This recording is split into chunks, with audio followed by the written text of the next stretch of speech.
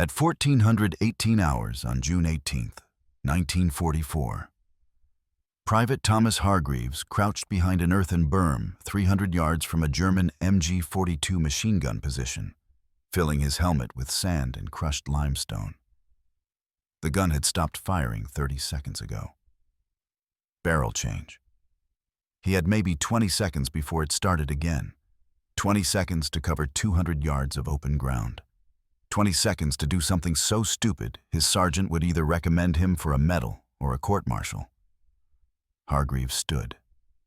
His legs shook, not from fear, from 7 hours of lying flat in 90-degree heat without water.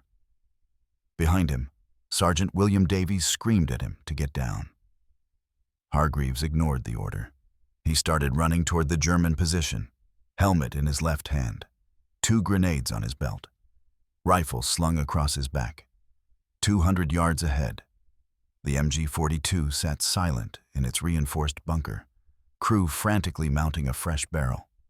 Hargreaves counted his steps, controlled his breathing, didn't think about the bullets that would come if he mistimed this by 3 seconds. Didn't think about the 83 men watching him sprint across open Norman farmland toward a machine gun that had killed 19 British soldiers since dawn. What happened in the next 18 seconds would either save 83 men or prove that desperation makes men do stupid things that get them killed. 7 hours earlier, at 06:20 hours, the British 50th Infantry Division had been advancing on the village of Tilly-sur-Seulles, 12 days after D-Day. The invasion was supposed to be over by now. British forces were supposed to be in Caen. Americans were supposed to be in Saint-Lô. The Germans were supposed to be retreating. Instead, the Germans were dug into the hedgerows of Normandy like ticks, and every field was a separate battle. The hedgerow country was ancient. Norman farmers had been building these earthen berms for 1,000 years. Plant hedges on top. Let roots grow deep. Creates walls higher than a man's head. Divides the countryside into small fields. Beautiful for farming. Perfect for killing. The Germans understood this immediately. Put a machine gun at one end of a field.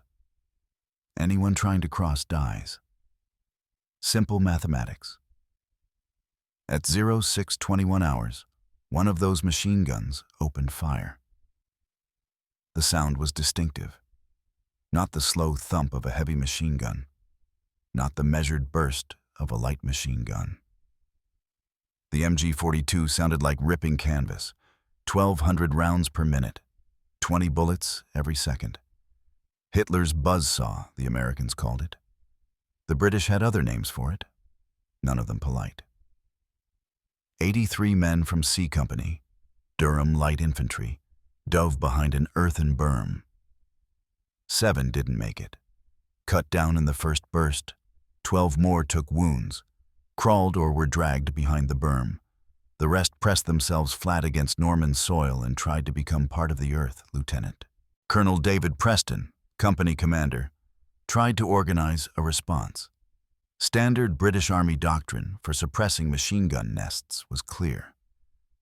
First option, call for artillery support. Pound the position until nothing moves. Second option, request armor. Let tanks deal with bunkers. Third option, air support.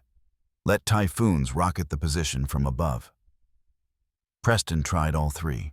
Artillery Command reported all guns redirected to support the Caen offensive. No tubes available. Armor Command reported tanks couldn't navigate hedgerow terrain. Tracks bogged down, bellies get stuck on berms. No tanks available. Air support reported weather closing in. Cloud ceiling too low for ground attack missions. No aircraft available. That left option 4, infantry assault, which meant men with rifles trying to kill a gun that fired 20 rounds per second. Preston tried 3 times. Each attempt got men killed. By 1000 hours, the count was 11 dead. By 1200 hours, 16 dead. By 1400 hours, 19 dead, 27 wounded. The 83 men still mobile remained pinned behind the berm. They'd been there for 7 hours. No water, no food. Summer sun pushing temperature to 90 degrees. Men were passing out from heat exhaustion. Medic was rationing water from canteens, trying to keep the wounded alive. The mathematics was brutal and simple. They couldn't advance, couldn't retreat, couldn't stay. Every option led to more dead. Private Thomas Hargreaves understood mathematics. You learned mathematics in a coal mine. So many cubic feet of coal per shift. So many inches of timber support per yard of tunnel. So many minutes of oxygen in a sealed section. Numbers kept you alive underground. Numbers kept you dead on the surface if you didn't understand them.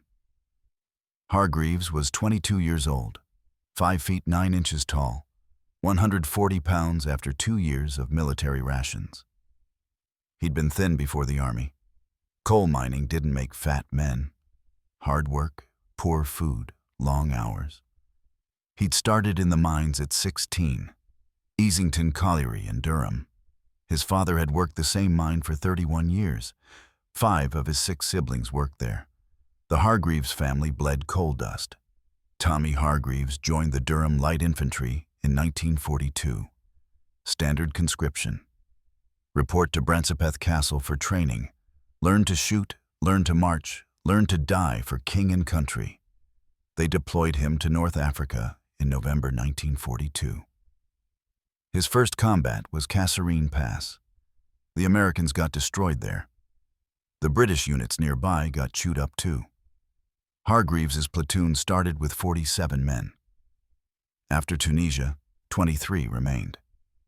They sent him to Sicily in July 1943. Landed at Pacino. More fighting, more dying. His platoon was down to 14 men by the time Sicily fell. They pulled them back to England in April 1944. Gave them replacements. Trained them for the invasion. By the time they landed at Gold Beach on June 6, 1944, the platoon was back to 47 men. Most were new. Most didn't know each other's names. Didn't see the point in learning names. Dead men don't need names. Hargreaves was one of 6 survivors from the original North Africa deployment, 6 men out of 47. The others in his current platoon looked at those 6 men differently, like they carried some secret, some knowledge of how to survive. But Hargreaves knew there was no secret, just luck.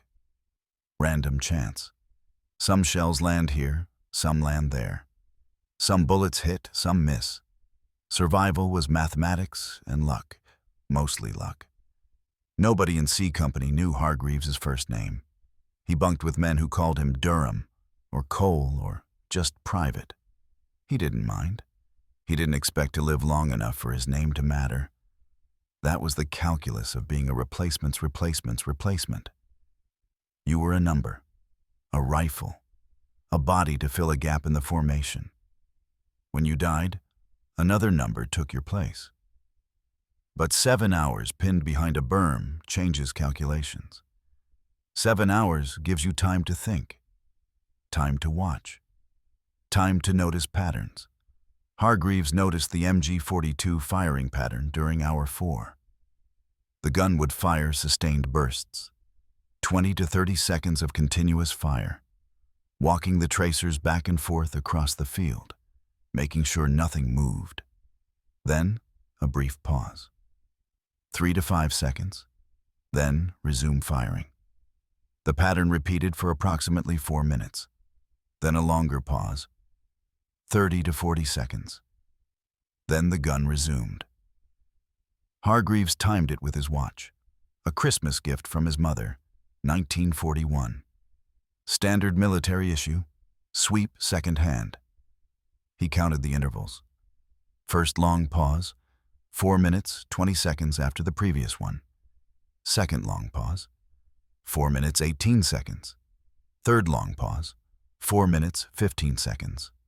Fourth long pause, 4 minutes, 19 seconds. Average, 4 minutes 17 seconds. Hargreaves had learned about MG-42s in training. The gun fired so fast the barrel overheated. German crews carried spare barrels. Every 4 to 5 minutes they'd swap barrels, remove the hot one, mount a fresh one, kept the gun operational indefinitely. Brilliant engineering. The MG-42 was probably the best machine gun in the war. Americans wanted to copy it. British wanted to copy it. But Germany had it first, and they'd put thousands of them in Normandy. During barrel changes, the gun stopped firing. Had to. Can't fire a machine gun with no barrel mounted. The change took 30 to 40 seconds. Mechanical process. Unclip hot barrel, remove it carefully, mount new barrel, feed ammunition belt, charge the weapon. Maybe 35 seconds total for a well-trained crew. Hargreaves did mathematics in his head. Distance from berm to German position, approximately 200 yards, estimated by eye. Sprint speed for a soldier in combat gear, roughly 10 yards per second in hot, good conditions. These weren't good conditions. He was dehydrated, exhausted, and wearing 40 pounds of equipment. Call it 9 yards per second. 200 yards divided by 9 yards per second equals 22 seconds. The barrel change window was 35 seconds. Margin, 13 seconds. Not enough time to crawl. Crawling took forever. Maybe 3 yards per second on flat ground. 200 yards crawling would take 67 seconds. By then the new barrel would be mounted and firing. He'd be dead at 50 yards. Not enough time for tactical advance. Moving from cover to cover, that's what training said. Use terrain, use concealment, minimize exposure. But there was no cover between here and there. Just flat Norman farmland, grass and dirt. The hedgerows were to the sides, not in between. Tactical advance in open ground meant slow death. The only option was sprint. Full speed, straight line. Gamble everything on 22 seconds of mechanical vulnerability. Hargreaves mentioned the idea to Corporal William Davies, lying beside him. Davies was from Cardiff, 3 years in the army, survived North Africa and Sicily. Good soldier, steady. "You'll be cut down before you make 30 yards, Davies said. "Not during barrel change. You'll never make it in time. I can cover 200 yards in 20 seconds. Even if you do, then what? You punch the gun to death?" Hargreaves didn't have an answer yet, but the idea wouldn't leave his mind. He watched 3 more barrel changes, timed each one precisely, studied the German crew movements through a borrowed pair of field glasses. During the change, the crew focused entirely on the weapon. The loader removed the hot barrel using an asbestos mitt. The gunner mounted the fresh barrel. The assistant gunner fed the new ammunition belt. The gun commander watched the flanks, but not the direct front. Why would he? Nobody was stupid enough to run straight at an MG-42. Their vision was compromised too. After 4 minutes of staring at tracer fire and muzzle flash, human eyes need time to adjust. Probably 10 to 15 seconds before they could see clearly in daylight again. That was additional vulnerability. Hargreaves decided he would try it. But he needed something to do when he reached the position. Grenades, yes. He had 2 Mills bombs on his webbing.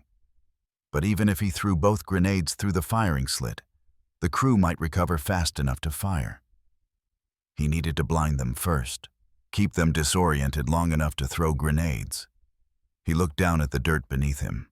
Norman sand. Dry, fine-grained. Crushed limestone from ancient seabed. Powdery texture when you crumbled it between your fingers. And Hargreaves remembered something from the mine. August 1938, Easington Colliery, Durham. Tommy Hargreaves was 16 years old. First month working the Harvey seam, 800 feet below the surface. The seam ran 3 feet high. You worked on your knees or flat on your belly. Temperature down there held steady at 78 degrees, Humidity near 90%. Every breath tasted like coal dust and sweat.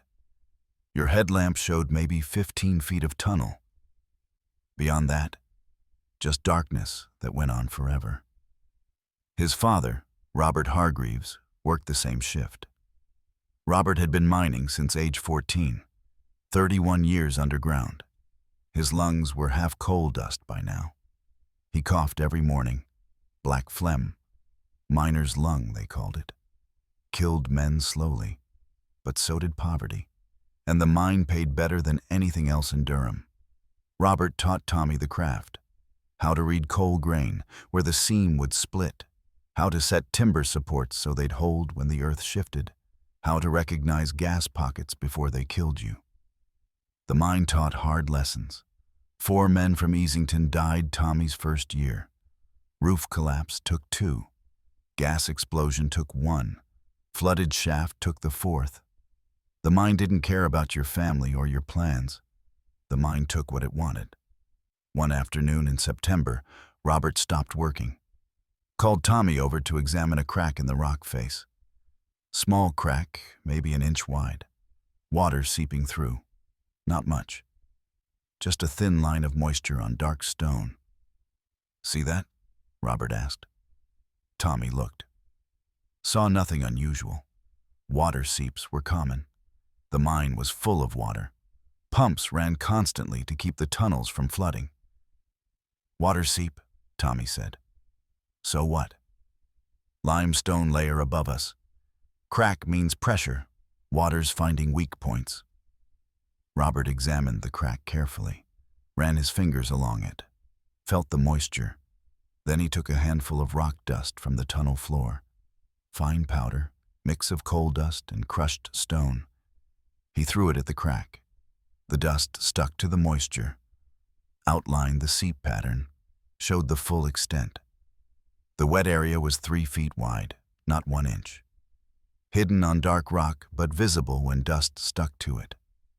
"Dust shows what eyes miss," Robert said.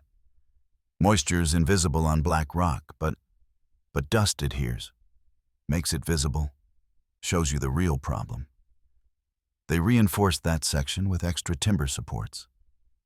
48 hours later, water broke through a different section of the Harvey seam. Pressure had been building in the limestone layer for weeks. When it finally gave way, it flooded the lower gallery in 90 seconds. 3 men barely escaped. They heard the roar of water behind them, ran for the shaft, made it with seconds to spare. But Robert's section held. The extra supports kept the tunnel from collapsing, kept the flood contained to lower levels. Tommy never forgot that lesson. Dust reveals what eyes cannot see, makes the invisible visible. 3 months later, different incident. December 1938. Methane pocket opened in the adjacent seam. The downhill seam, 600 feet down. Methane was colorless, odorless. You couldn't see it, couldn't smell it. First sign was usually when your canary stopped singing. Second sign was when men started collapsing. Third sign was explosion if someone struck a spark. 4 miners were overcome by gas, collapsed in the tunnel. Rescue crew assembled. Tommy's father volunteered. 8 men went down, including Robert. They brought limestone dust, bags of it. Pure white powder, ground fine as flour. As they advanced into the downhill seam, they threw limestone dust into the air ahead of them. The dust revealed gas concentration by how it settled. In normal air, dust falls evenly. In heavy gas, dust behaves differently, swirls strangely, hangs suspended, falls in odd patterns. The rescue crew could see where the methane was thickest, could navigate around it, could reach the collapsed miners without walking into lethal gas concentration. All 4 miners survived. The rescue took 3 hours. Robert came up exhausted, covered in white limestone dust like a ghost. But he brought 4 men home to their families.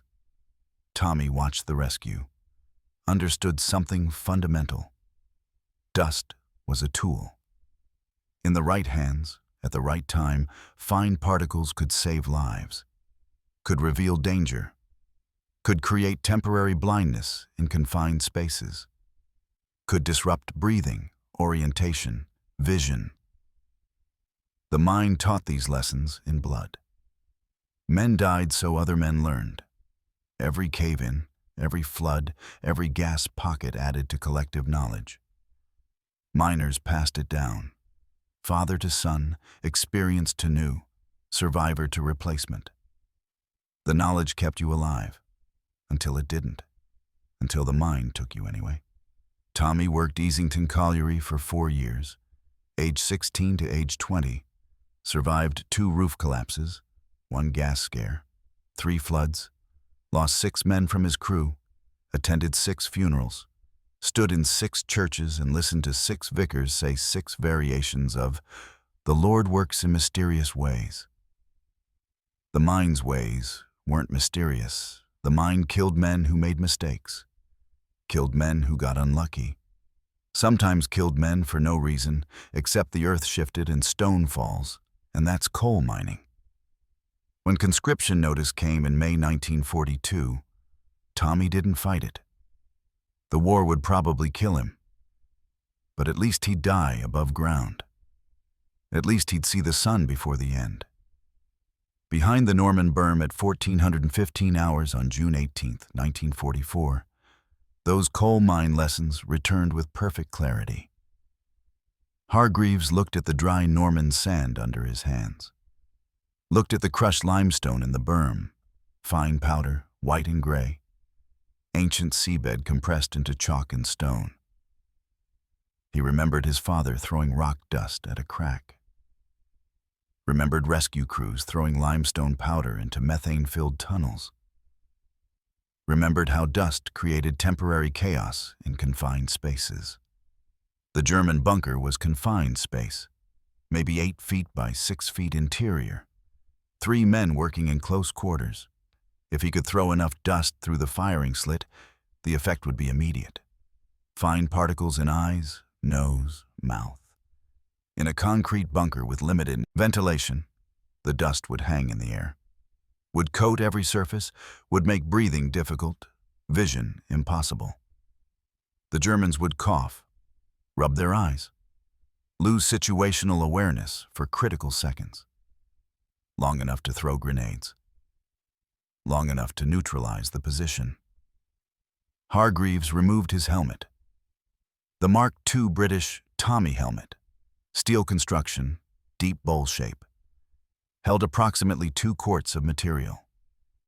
He began scooping sand and limestone from the berm, packed it into the helmet, selected the driest material he could find. Surface layer, sun-baked for 7 hours, added crushed limestone chunks, crumbled larger pieces between his hands, wanted the finest possible grain, like coal dust, like the rescue crew's limestone powder. Corporal Davies watched him work.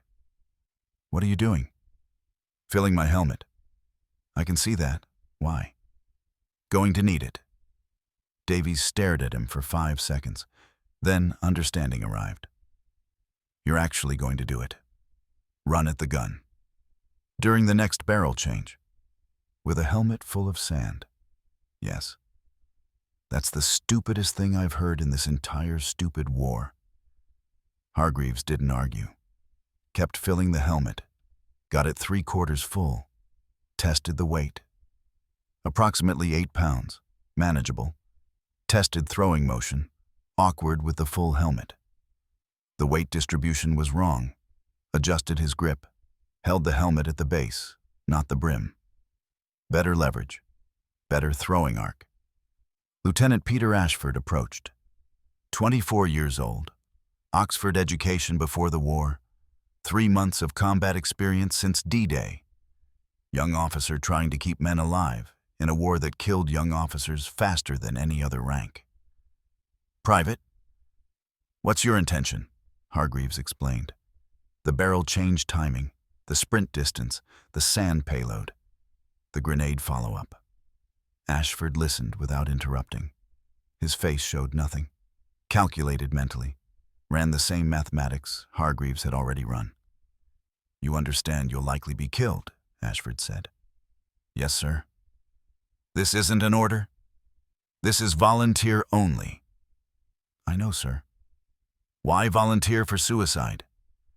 Hargreaves looked around. 83 men behind the berm, some passed out from heat. The medic, Corporal Richards, was treating dehydration cases with rationed water. 19 dead since dawn, 27 wounded.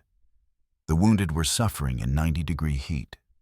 Some wouldn't survive until dark without water and medical supplies. But medical supplies were 300 yards back. Nobody could move without drawing fire. "Because we're dying anyway, sir," Hargreaves said. "Slow or fast, rather make it count." Ashford nodded slowly. He'd been at Oxford studying history when the war started. Probably read about famous last stands.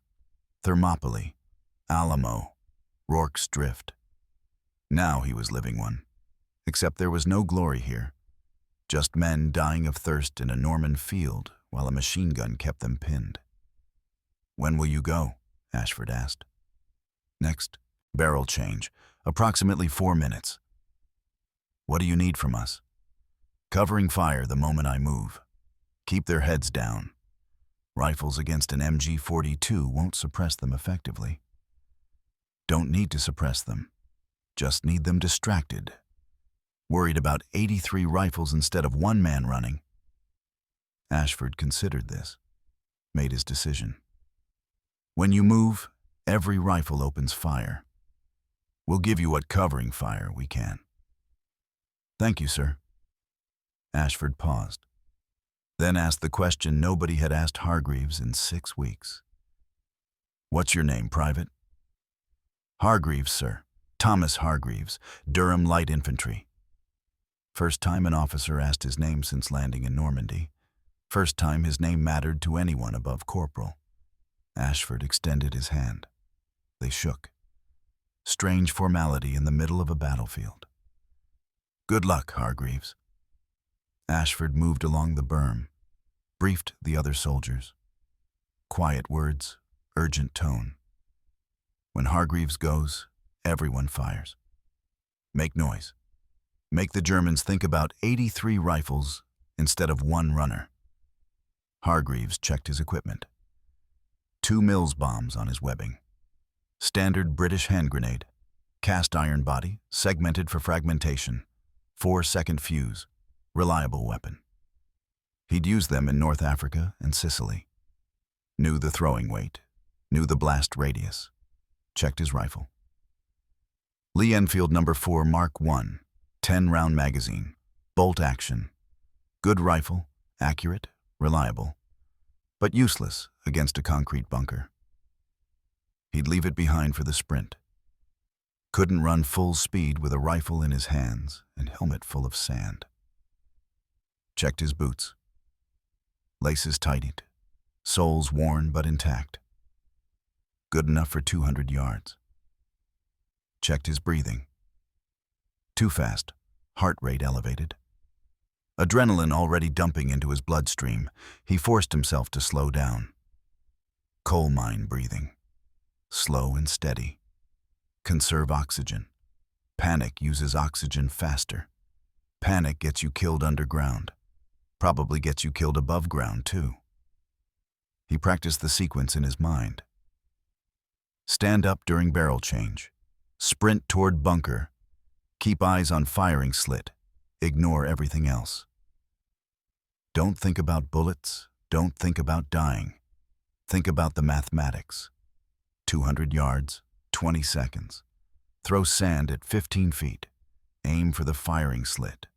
Wide dispersal pattern. Follow immediately with first grenade, then second grenade, then drop flat. Wait for detonations. Then assess. Simple plan. Stupid plan. But the best plan available when all other options meant dying slow. Hargreaves watched his watch. 1,418 hours. The MG-42 fired sustained bursts across the field. Tracers arced through afternoon sunlight. 4 minutes since the last barrel change. Any second now. The gun stopped firing. Barrel change beginning. Hargreaves stood up, held the helmet in his left hand. Sand and crushed limestone filling it 3/4 full. 8 pounds of Norman soil that might save 83 lives or might just be the last stupid thing he ever did.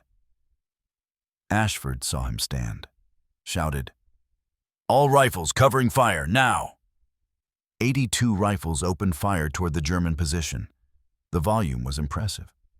820 rounds per minute collective fire. But at 300 yards with iron sights, accuracy was poor. Most rounds went wide. Some hit the bunker structure. Few, if any, went through the firing slit. But the Germans heard it. Heard 82 rifles firing simultaneously. That changed their attention, made them aware that the British were trying something. Hargreaves didn't wait to see the effect. He ran. First 3 steps were awkward. The helmet sloshed in his left hand. Sand shifted. Weight distribution changed with each stride. Hargreaves adjusted his grip, held the helmet lower against his hip, found his rhythm. Long strides, controlled breathing. Don't sprint blindly. Conserve energy. 200 yards is longer than it looks. 10 yards. His legs found their cadence, arms pumping. The helmet became part of his movement. Behind him, 82 rifles crackled, sustained fire. Volume impressive, but mostly inaccurate. That didn't matter. The noise mattered. The Germans would hear it, would know something was happening. 20 yards. Rifle fire continued. Hargreaves kept his eyes forward. The German bunker sat low in the hedgerow. Reinforced position, logs and earth, concrete firing slit, professional construction. The Germans were good at this. 2 years of building defensive positions across Europe. They knew their craft. 30 yards. Still alive. No return fire yet. The barrel change was still in progress. The crew was focused on mounting the fresh barrel, feeding the ammunition belt, making the gun operational again. They had a sequence, a drill, practiced 1,000 times.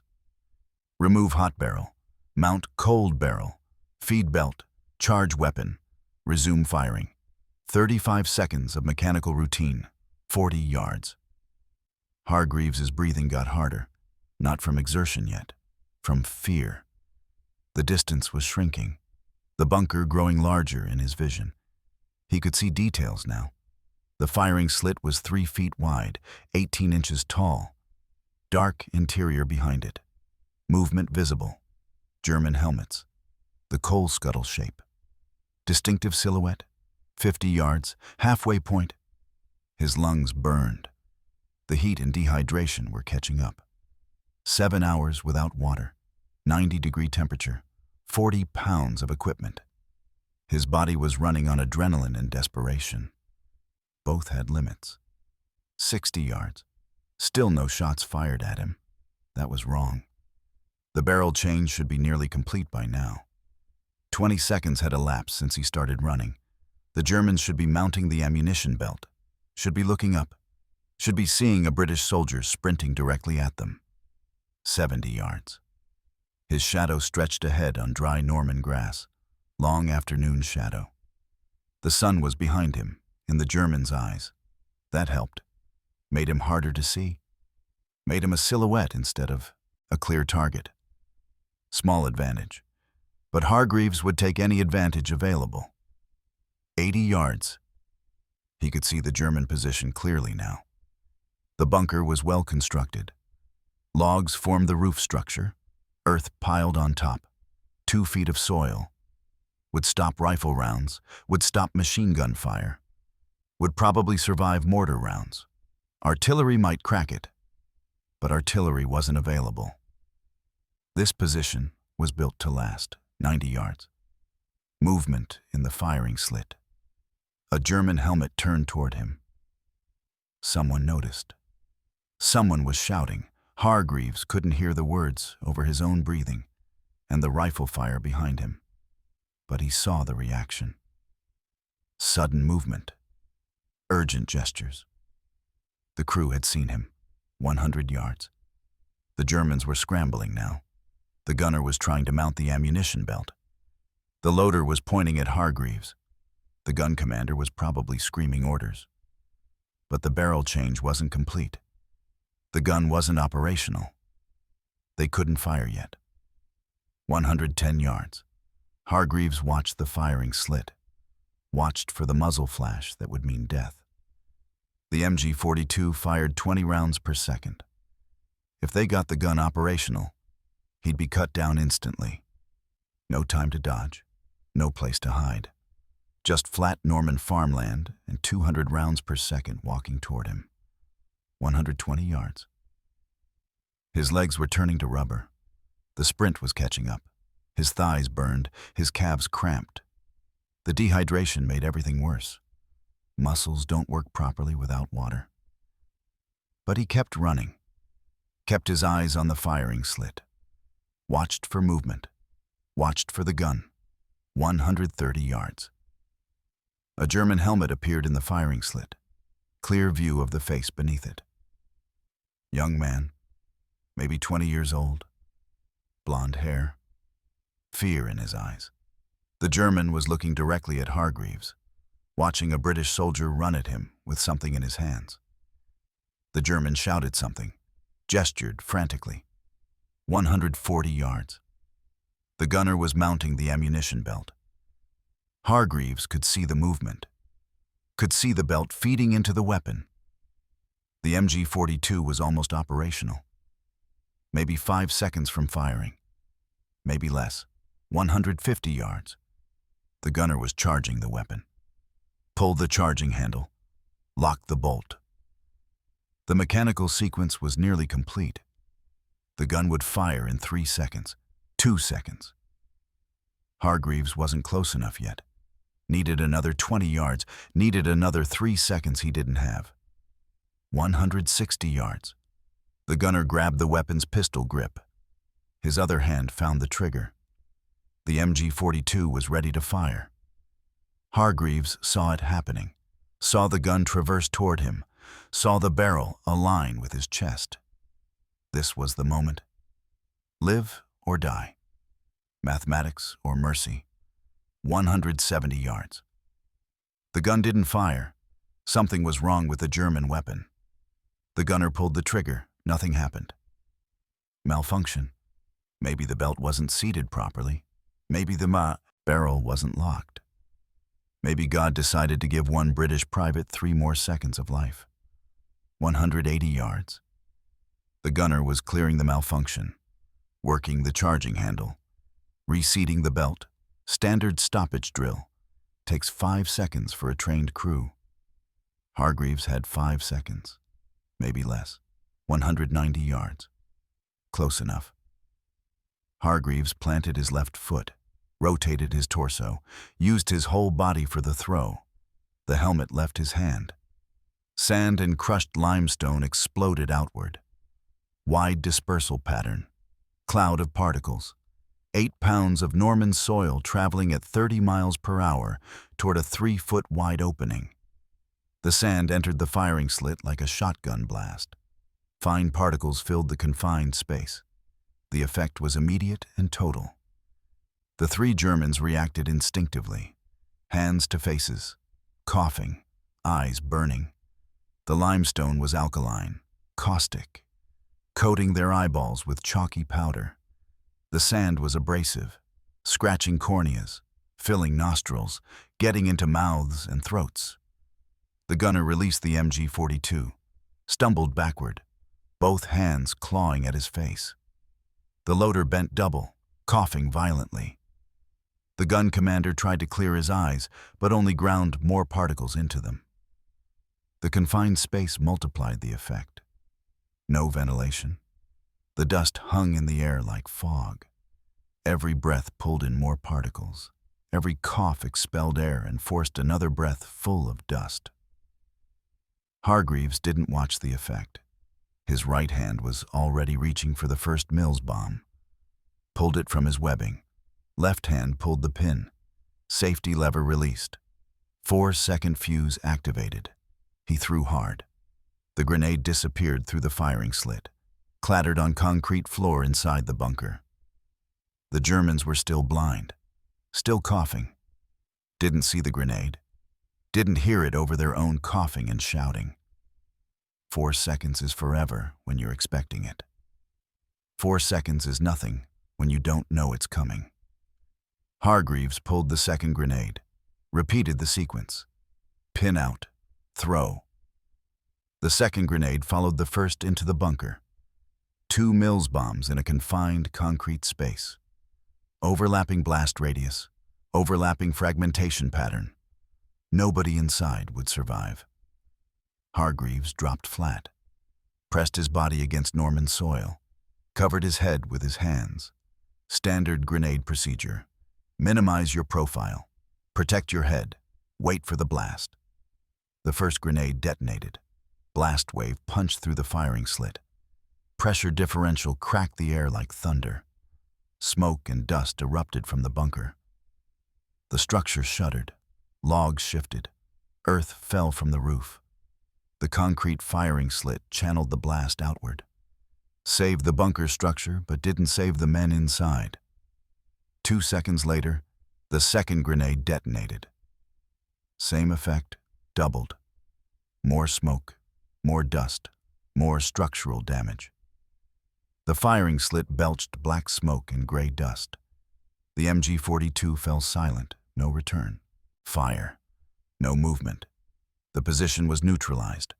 Hargreaves lay flat for 5 more seconds. Listening. Training said wait for secondary explosions. Grenades sometimes set off ammunition. Ammunition sometimes cooked off for minutes after the initial blast. But he heard nothing except the crackling of small fires inside the bunker and the continued rifle fire from the British line. He rolled onto his back, looked at the sky, clear blue Norman sky, handful of white clouds. Beautiful day for June, beautiful day to be alive. His heart hammered at 160 beats per minute. His hands shook. Adrenaline dump, post-combat reaction, normal physiology. He'd read about it in training. Your body floods with adrenaline during combat. After the threat passes, the adrenaline has nowhere to go. Makes you shake. Makes your hands useless for fine motor tasks. Give it 2 minutes. The shaking stops. He lay there breathing, alive. Somehow, impossibly alive. Behind him, the rifle fire stopped. Silence fell across the field. 83 men watched from the berm. Nobody moved. Nobody spoke. They were processing what they'd just witnessed. One private with a helmet full of sand had neutralized an MG-42 position that killed 19 men and pinned an entire company for 7 hours. Lieutenant Ashford's voice broke the silence. "Advance! Move up!" The spell broke. Soldiers poured over the berm, running toward Hargreaves's position, rifles ready, bayonets fixed, expecting resistance. None came.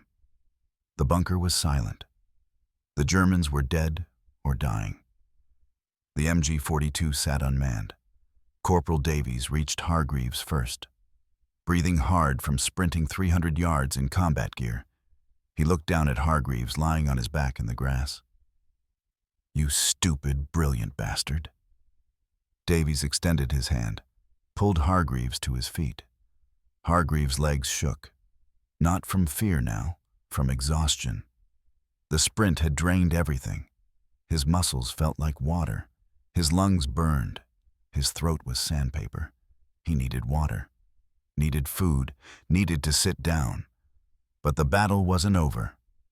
The company was advancing. Couldn't stop now, couldn't rest while momentum existed.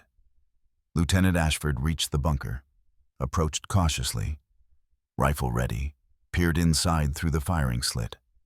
Smoke still hung in the air. 2 German soldiers were clearly dead. Grenade fragmentation. The third was dying.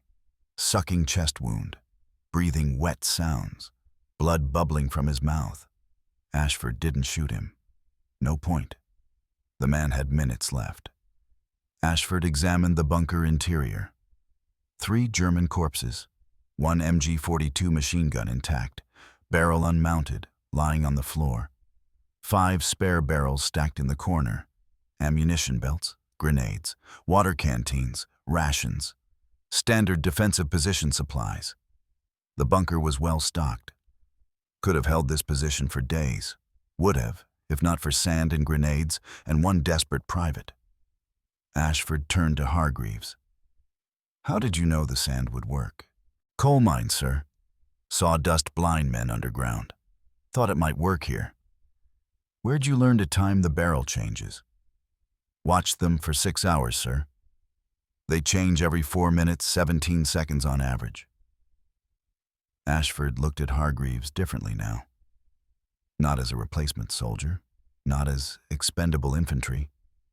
As someone who observed, who analyzed, who thought instead of just following orders. What's your background? Before the Army? Coal miner, sir. Easington Colliery in Durham. How long? 4 years, sir. Age 16 to age 20. Ashford nodded slowly. Understanding arrived. The confined spaces, the dust, the observation skills, all learned 800 feet underground. Ever think your mining experience would apply to combat? No, sir. Just trying to survive. Colonel Preston arrived. Company commander. 43 years old. Regular Army officer. 2 years in France during the Great War. Survived the Somme. Knew what competence looked like. Surveyed the scene. Counted his remaining men. 64 mobile. 19 wounded but walking. 27 wounded requiring stretchers. 19 dead. His company had taken 46 casualties today. Nearly 50% casualty rate. Unacceptable by any standard. But without Hargreaves' action, the casualties would have climbed higher. The MG-42 would have killed them all eventually. Preston looked at the neutralized bunker, looked at Hargreaves standing beside it. You're the one who ran at the gun? Yes, sir. With a helmet full of sand? Yes, sir. Preston studied him for a long moment, taking measure, seeing past the private's uniform to the man underneath. What's your name, soldier? Hargreaves, Thomas. Durham Light Infantry, sir. Hargreaves. Preston repeated it, committing it to memory. Right. I'll remember that. 2 officers knowing his name now. Ashford and Preston. More than had known it in the previous 6 weeks. Preston turned to Ashford. Reorganize the company. We're continuing advance to Tilly-sur-Seulles. We've lost 6 hours. Need to make it up before dark. German reinforcements might arrive by morning. Ashford began organizing the men. Water came forward from rear echelon, medical supplies, stretcher bearers for the wounded. Burial detail would handle the dead later. No time now. The advance had to continue while daylight remained. Hargreaves sat against the bunker wall. His helmet lay in the grass 30 feet away. Empty, dented from being thrown, coated with residual dust. He walked over, picked it up, wiped out the remaining sand, placed it back on his head. Standard kit restored. Like nothing happened. Except everything happened. Davies sat beside him, offered his canteen. Hargreaves drank. The water tasted like metal and rubber and life. Best water he'd ever had. He drained half the canteen, handed it back. You know what you did was insane, Davies said. I know. You should be dead. I know. But you're not. No. Davies grinned. Mad bastard. They sat in silence while the company reorganized around them. Soldiers checking equipment, loading fresh magazines, preparing to advance. The war didn't stop, didn't pause. One small victory in one small field in Normandy. Tomorrow, there would be another field, another German position. More fighting, more dying, But today, 83 men were alive, who might have been dead. Today, one stupid idea with sand and grenades worked when conventional tactics failed. Hargreaves finished the water, stood up. His legs still shook, but they'd carry him. Had to. The company was moving out. Tilly-sur-Seulles was 2 miles ahead. They'd reach it before dark or die trying. He slung his rifle, checked his remaining equipment, no grenades left. Used both on the bunker. 2 full magazines for his rifle. 20 rounds total. Bayonet on his belt, entrenching tool. Water bottle now full. Standard infantry loadout. Ready to advance. Ready to see what the next 2 miles would bring. 1445 hours. C Company resumed advance toward Tilly-sur-Seulles. 3 platoons in line formation. Hargreaves assigned to 2nd Platoon, 1st Squad. They moved through hedgerow country, the ancient Norman bocage that made every field a separate battle. Earth berms crowned with thick hedges created a maze. Visibility limited to 100 yards. Perfect defensive terrain. Every field potentially held German positions. The company moved cautiously. Scouts advanced. Main body followed 50 yards behind. Standard clearing procedure. Fire into suspicious positions before advancing. Slow process. But the MG-42 incident taught its lesson. Rushing across open ground got men killed unless you had sand and grenades and suicidal courage. Most men had none of those things. They cleared 4 fields in 90 minutes. No contact. The Germans had pulled back. Smart tactics. Trade space for time. Make the British fight for every hedgerow. Bleed them, slow them, wait for reinforcements or counterattack orders. Tilly-sur-Seulles appeared ahead. Stone village. Norman architecture. Church steeple rising above roof lines. Population before the war, 812 civilians. Current population unknown. Most evacuated when fighting reached the area on June 7th. Some probably remained. Old people who refused to leave. Farmers protecting livestock. Families with nowhere else to go. 15 hours. Company reached village outskirts. Colonel Preston halted the advance. Established observation post behind a stone wall. Studied the village through binoculars. No visible movement. No obvious defensive positions. But silence didn't mean safety. The Germans were good at concealment, good at ambush. 2 years fighting in Russia taught them patience. Preston turned to Ashford. Send patrol, 3 men. Reconnaissance only. Don't engage unless necessary. Ashford selected his patrol. Corporal Davies as leader, Private Cooper, Private Hargreaves. Davies looked at Ashford. Why Hargreaves, sir? Because he notices things other men miss. Davies didn't argue. He'd seen Hargreaves time barrel changes for 6 hours while others just waited to die. Assembled the patrol. Briefed the mission. Advanced 200 yards into village. Observe German positions. Report back. Time limit, 20 minutes. If not back in 20 minutes, assume captured or killed.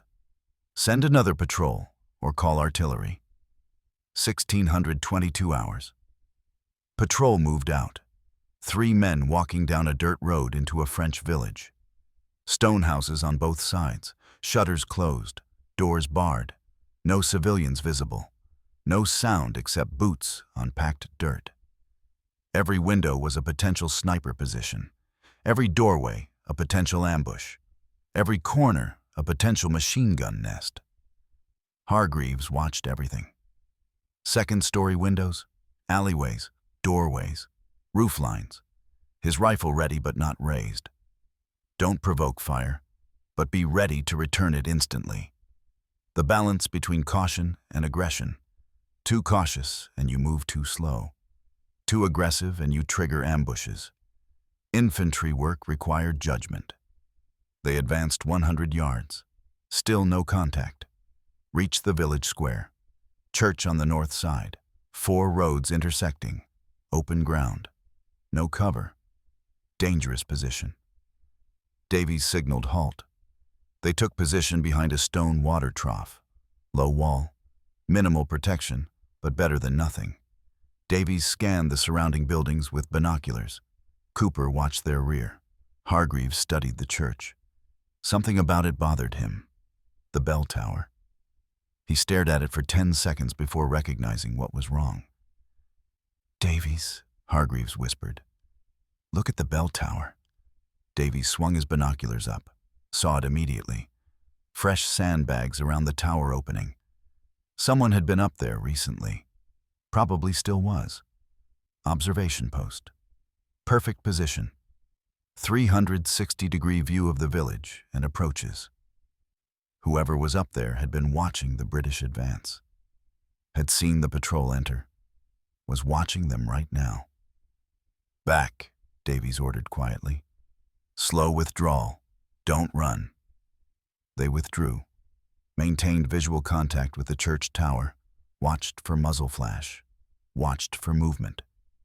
The Germans didn't fire, didn't want to reveal their positions yet.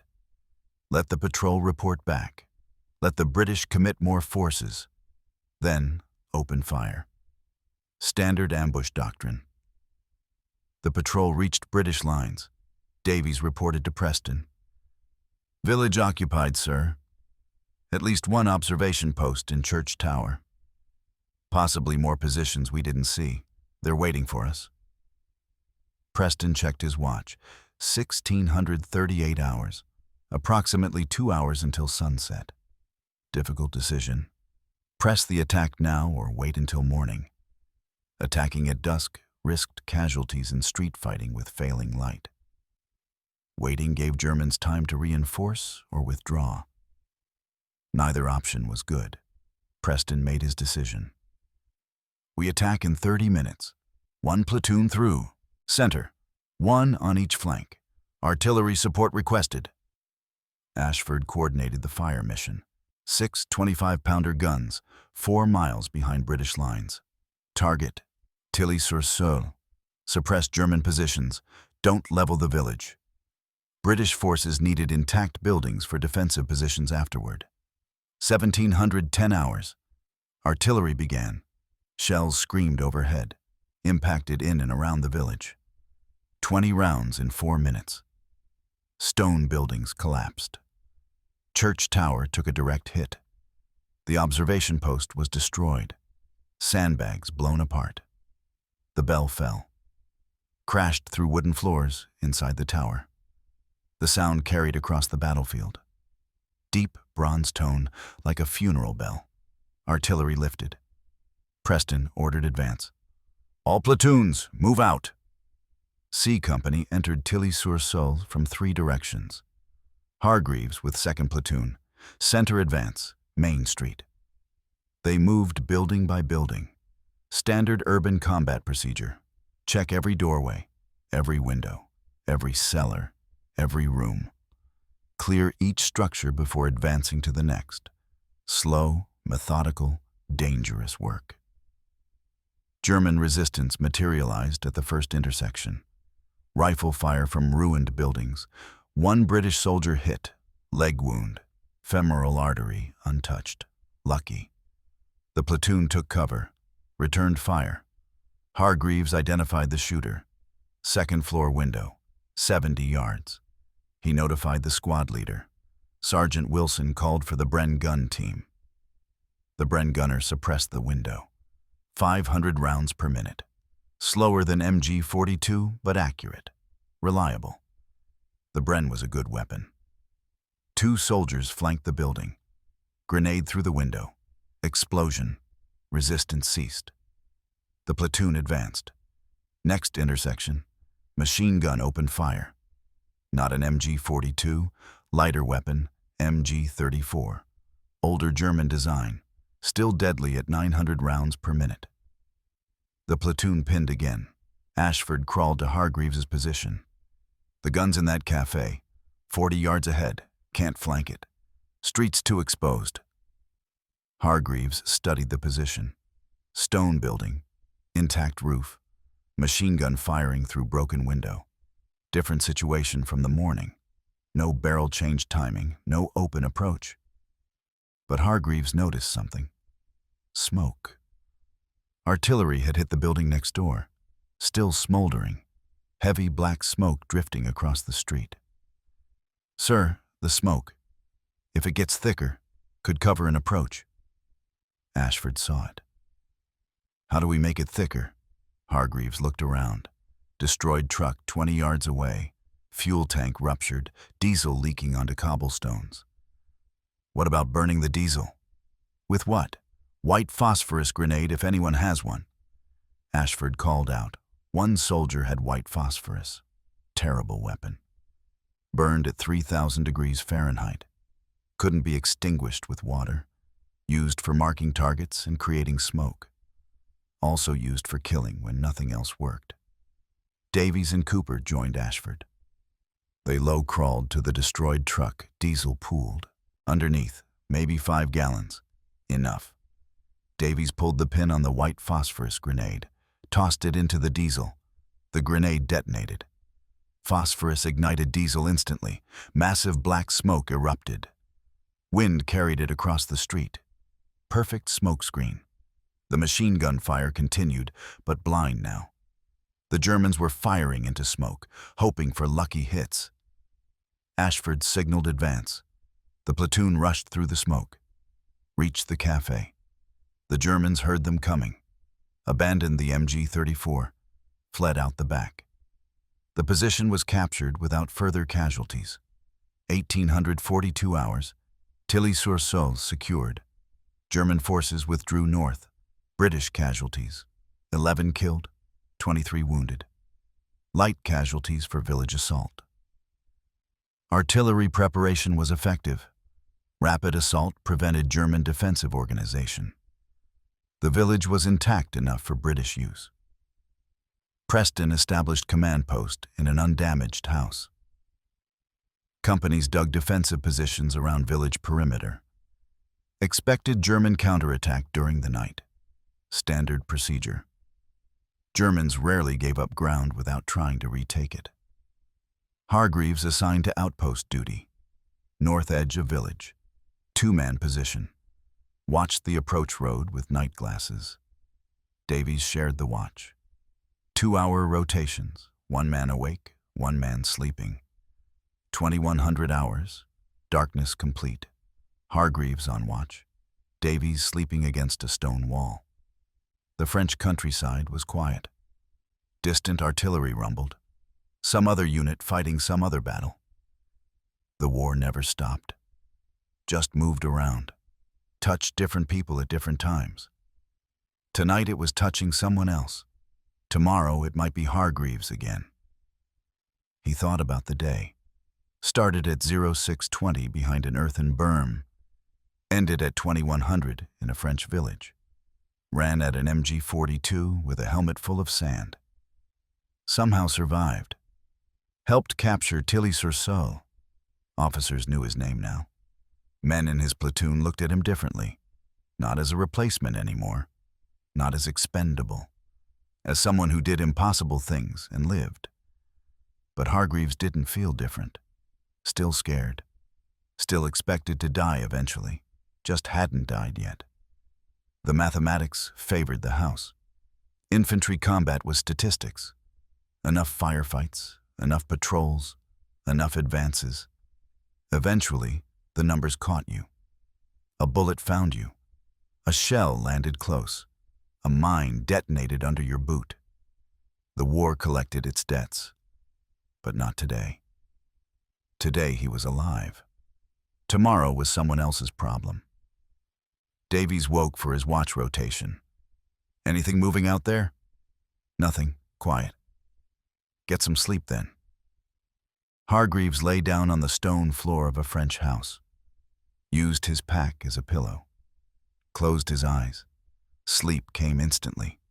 Exhaustion overwhelming everything else. No dreams, just darkness and silence and rest. The war would wake him soon enough.